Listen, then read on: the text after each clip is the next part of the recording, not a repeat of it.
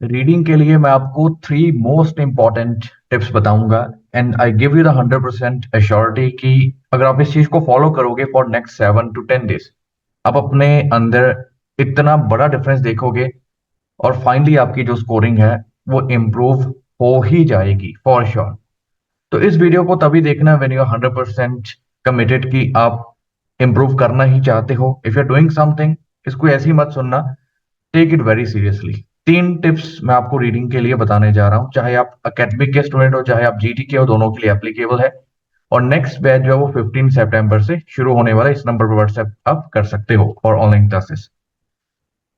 देखो, 3 मेथड्स हैं। मैंने इस पैसेज को भी लिया हुआ है जस्ट थोड़ा सा अंडरस्टैंडिंग के लिए, आपको थोड़ा सा एक्सप्लेनेशन के लिए। 3 चीजें क्या है, इन 3 चीजों की ही जरूरत है, इसके अलावा आपको किसी और चीज की जरूरत नहीं है।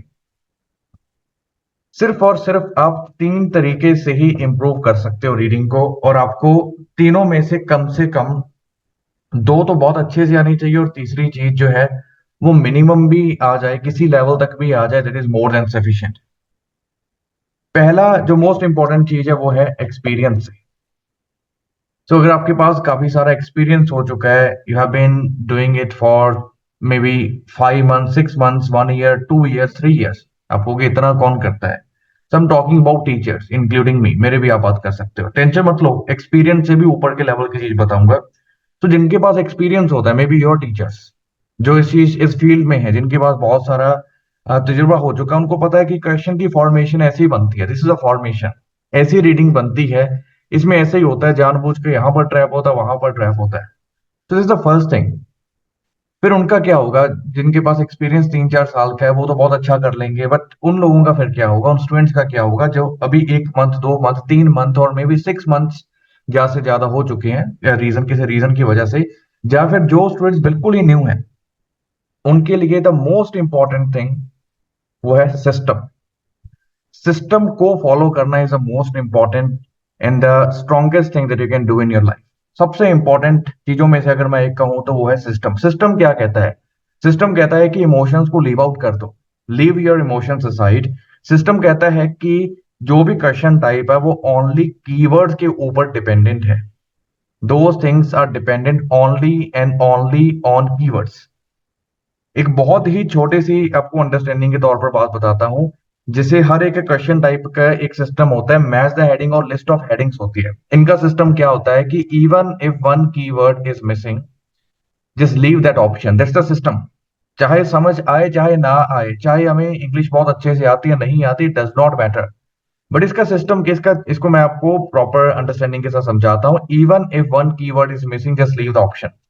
इसका मतलब क्या होता है, एक सिस्टम के अकॉर्डिंग जब आप पैराग्राफ पढ़ते हो इस पैराग्राफ के तौर पर, और पैराग्राफ पढ़ने के बाद आप इन ऑप्शंस के ऊपर आते हो, if you read this options, और इन ऑप्शंस में से आपको लगे कि जो मैंने पैराग्राफ ए पढ़ा था उसमें मेथड्स भी है, उसमें यूज्ड भी है, टर्माइट माउंट फॉर्मेशन भी है, परंतु वहां पर इन्वेस्टिगेशन नहीं है। That is a system.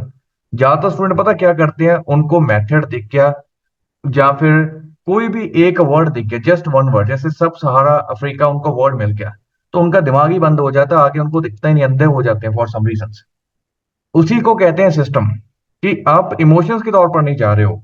हर एक क्वेश्चन टाइप की टिप्स और स्ट्रेटजीज होती हैं, मैच द हेडिंग की 4 to 5 इतनी स्ट्रॉन्ग जो टिप्स और स्ट्रेटजीज रहती है क्लासेस के तौर पर, अभी मैं आपको समझा रहा हूँ, इससे फॉर श्योर इंप्रूवमेंट होती होती है। क्यों ना होगी अगर सिस्टम को कोई फॉलो करता है अकॉर्डिंग टू सिस्टम। तो सिमिलरली जिस इस जगह पर अगर कह दिया, यहाँ पर हमने कह दिया कि even one keyword is missing, list से आपको टर्माइट मिल गया, माउंट मिल गया, सब सहारा अफ्रीका मिल गया, बट डिस्ट्रीब्यूशन नहीं है, जस्ट लीव द ऑप्शन। और प्लीज ऐसे मत कहना कि पूरा पैराग्राफ कौन पढ़ेगा, तो आपकी मर्जी है, अगर नहीं स्कोरिंग लेना चाहते तो नहीं ना पढ़िए, कोई दिक्कत नहीं है, बार बार एग्जाम देना इज परफेक्टली फाइन। जो स्टूडेंट टाइम के ऊपर फोकस रहता है ना, कि टाइम मैनेजमेंट, वो कभी भी एग्जाम क्लियर कर ही नहीं पाते। पहले स्कोरिंग तो ले लो, पहले अपने आप को इम्प्रूव तो कर लो। अगर कोई 1 घंटा 20-30 मिनट इतना ओपन टाइमिंग, खुले टाइमिंग में आपकी स्कोरिंग नहीं आ रही और आप सिर्फ टाइम मैनेजमेंट के ऊपर होना चल रहा है, तो वो कोई फायदा नहीं है। आपको भी पता है कि आप खुद को धोखा दे रहे हो, वो सिर्फ और सिर्फ एक बहाना है। ऑब्वियसली जब टाइम मैनेजमेंट की बात होती है, आप पूरा पैराग्राफ पढ़ रहे हो, इसको पूरा पैराग्राफ ही पढ़ोगे, that is the only way. क्योंकि आप सिर्फ 7 क्वेश्चंस नहीं कर रहे हो, जो भी 6 और 7 क्वेश्चंस, इसके बाद 8th क्वेश्चन भी है, इसके बाद 9th क्वेश्चन भी है। जब हम टाइम मैनेजमेंट करते हैं तो हर एक पैराग्राफ में से दो दो क्वेश्चन के आंसर ढूंढते हैं। ए पैराग्राफ में आपको कम से कम एक दो के चांसेस मिलेंगे, सेकंड पैराग्राफ से तो फॉर श्योर ही आपको जो दो दो आंसर्स मिलने शुरू हो जाते हैं। तीसरे तक जाते जाते तो बिल्कुल ही 100% हो जाता है कि आपको इस पैराग्राफ में से दो दो क्वेश्चंस मिलेंगे। तो जो स्टूडेंट कहते हैं कि पूरा पैराग्राफ पढ़ के टाइम वेस्ट कर रहे हैं, वो इतने महान स्टूडेंट हैं और उनका मतलब वो जिंदगी में कामयाब आपको भी पता है किस वे से है।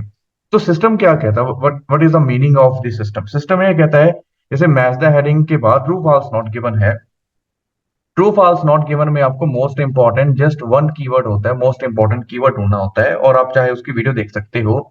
उसके अकॉर्डिंग लेट्स से एक पूरी बड़ी सी लाइन है, बट हमारा मोस्ट इंपॉर्टेंट कीवर्ड इस तरीके से निकल कर आया, और बाकी आगे भी लाइन थी, इससे पहले भी लाइन थी, परंतु ये कीवर्ड हमारा निकल कर आ गया।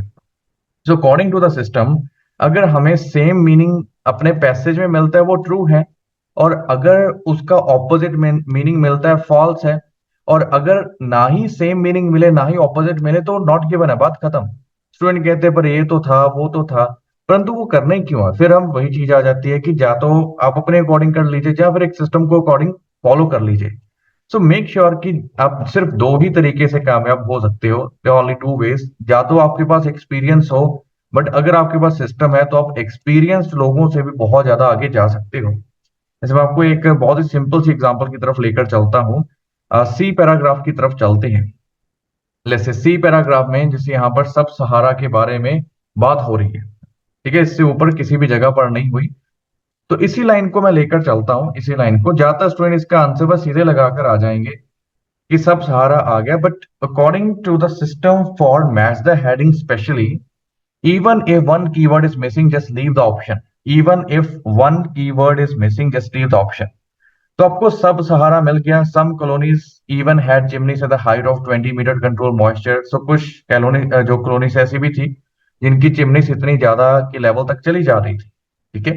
तो उन्होंने नॉर्मल कहा है कि वहां पर चिमनीज इतनी इतनी ऊंची चली जाती है जैसे कि सब सहारन अफ्रीका में चली गई, बट डिस्ट्रीब्यूशन का मतलब क्या हो जाता है कि टर्माइट माउंट्स वहां पर फैले हुए हैं, उनका डिस्ट्रीब्यूशन किया गया है। सो कोई डिस्ट्रीब्यूशन नहीं किया गया just because this one word student answer लगा देते हैं, बट उस चीज को फॉलो नहीं करते। और जब उनसे पूछा जाता है कि आपने आंसर क्यों लगाया, वो कहते हैं इसलिए। और जब उनसे पूछते हैं कि डिस्ट्रीब्यूशन कहाँ है, फिर उनको मिलता ही नहीं है, the thing is not found. जब ये चीज पूछी जाती है कि वेयर दिस थिंग इज, तो इस तरीके से जो आप कोशिश करें कि सिस्टम के अकॉर्डिंग जाने की। सेकंड, एक वीडियो में मैंने समझाया था कि दिस नो पॉसिबिलिटी कि कोई जो इस पैराग्राफ का जो आंसर है वो रिपीट हो ही नहीं सकता, कोई दो वर्ड बाय चांस गलती से भी रिपीट नहीं होते। और आपके सामने जैसे टर्माइट माउंट आ रहा है, टर्माइट आ रहा है, टर्माइट माउंट आ रहा है, और फिर टर्माइट माउंट आ रहा है, तो स्टूडेंट कहते हैं कि हर एक पैराग्राफ में दो दो तीन तीन वर्ड रिपीट हो रहे हैं। और अगर कोई वर्ड रिपीट होता है वो मैटर ही नहीं करता, वो तो सबसे बेकार वर्ड है, इसको छोड़ ही दो आप।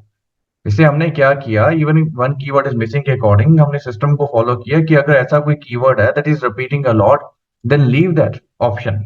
आप वो तो आपका जो मेन कीवर्ड ही नहीं है। Keyword selection is the most important thing. हर एक क्वेश्चन टाइप का कीवर्ड सिलेक्शन का मेथड होता है, 1 से 2 दिन लगते हैं प्रॉपरली पर क्वेश्चन टाइप के ऊपर उसको समझाने के लिए, और ये समझ आ जाता है, ऐसी कुछ खास बात नहीं है। तीसरी चीज आ जाती है वोकेबलरी। वोकेबलरी का मतलब क्या है? चाहे आज मान लो चाहे कल मान लो, it's up to you.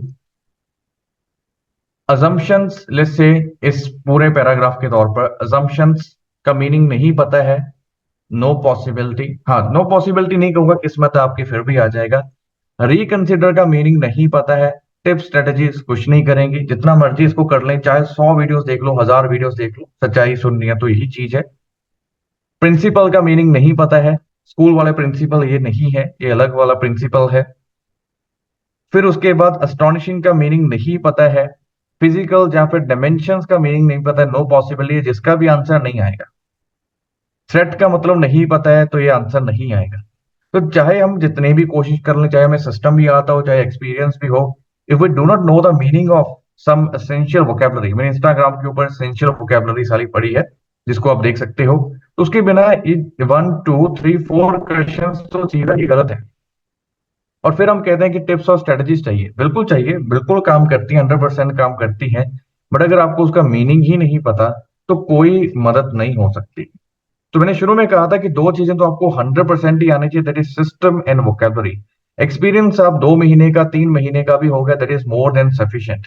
But इससे आप क्लियर चीजें जो बिल्कुल कहते हैं ना कि बिल्कुल बहुत जल्दी एग्जाम क्लियर कर जाते हैं, बहुत ही जल्दी, जिसमें आप भी हो सकते हो, फॉर श्योर हो सकते हो, ये कोई बहुत मुश्किल चीज नहीं है जिंदगी में, इससे बहुत इंपॉर्टेंट चीज, this is a very small thing. और यकीन मानिए इतना इसमें कुछ खास है ही नहीं।